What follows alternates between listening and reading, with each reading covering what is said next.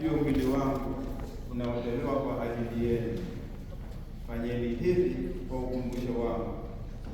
Hivyo hivyo akatwaa kikombe baada ya kula akisema, kikombe hiki ni agano jipya katika damu yangu inayomwagika kwa ajili yenu. Tazama, hapa mezani pangu upo mkono wa mwenye kunisaliti. Basi Mwana wa Mtu anakwenda zake kama ilivyozimiwa, lakini ole wake mtu yule anayemsaliti. Wakaanza kuulizana, ni nani miongoni mwao atakayefanya jambo hilo? Ulitokea ubishi kati yao kuhusu ni nani aliye mkuu. Akawaambia, wafalme wa mataifa huwatawala raia wao, na wenye mamlaka kwao huitwa wafadhili. Lakini ninyi sivyo, bali aliye mkubwa wenu awe kama mdogo wenu, na kiongozi awe kama mtumishi. Kwa maana ni nani aliye mkubwa, yeye akaaye mezani ama yeye atumikiaye? Si yeye akaaye mezani? Lakini mimi nipo hapa miongoni mwenu kama mwenye kutumikia. Ninyi ndinyi mlioduma pamoja nami katika majaribu yangu, nami na wakabidhi ninyi ufalme kama Baba yangu alivyonikabidhi ninyi.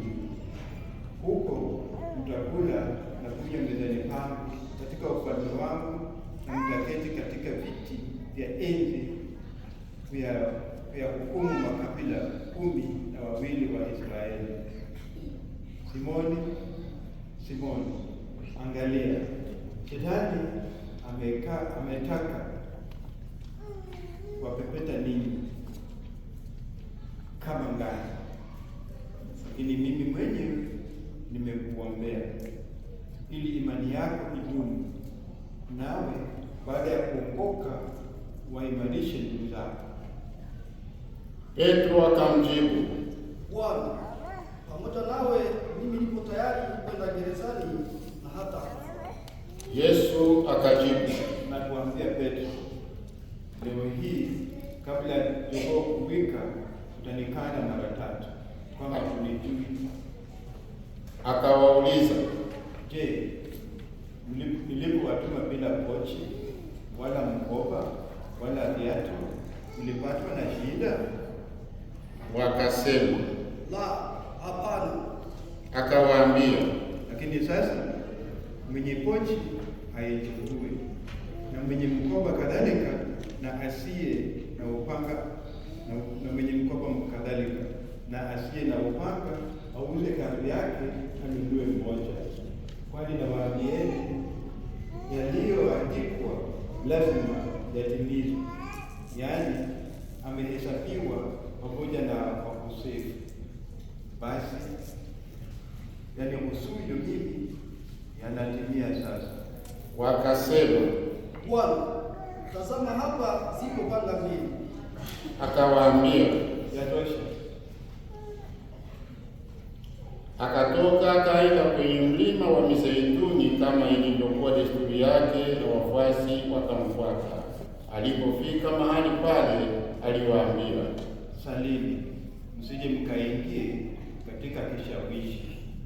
Mwenyewe akajitenga nao, akaenda mbele kiasi cha kutupa jiwe, akapiga magoti, akasali hivi, Baba, ukipenda uniondolee kikombe hiki, lakini si mapenzi yangu bali yako yatimizwe. Hapo malaika akamtokea kutoka mbinguni, akamtia nguvu. Alipopatwa na mahangaiko, akazidi kusali. Jasho lake likawa kama matone ya damu yaliyotiririka chini.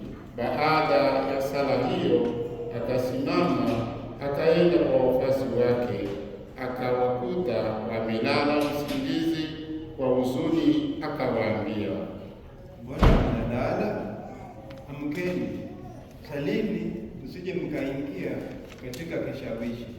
Alipokuwa akisema bado, kundi la watu likamjia, na Yuda mmoja wa wale 12 akawatangulia, akamkaribia Yesu, akambusu.